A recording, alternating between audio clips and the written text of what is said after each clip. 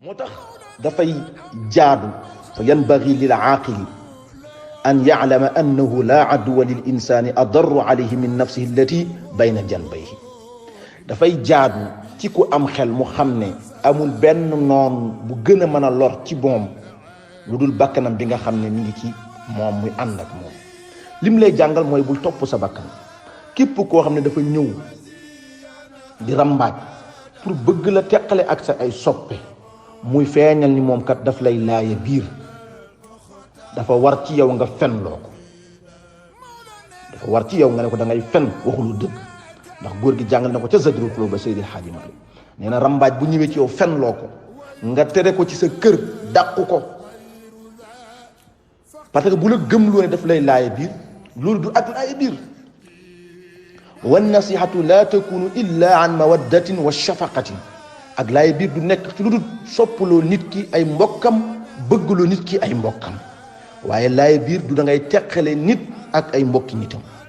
fa tabarakallahu ahsanul xaaliqin waaw wal muslimuuna man yufarriqu baynahum fa laysa bi muhibbin lahum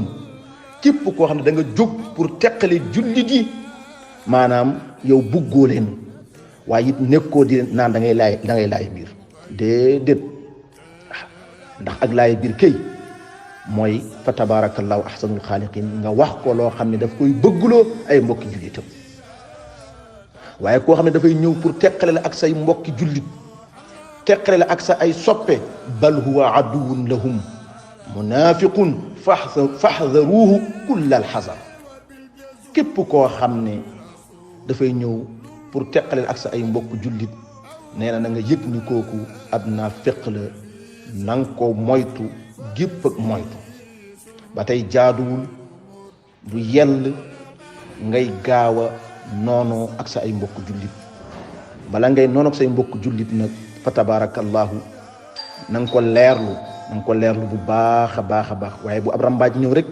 wala ab kàccoor wax la rek nga noonoo ak sa mbokk jullit fa tabarakallahu ahsanul xaaliqin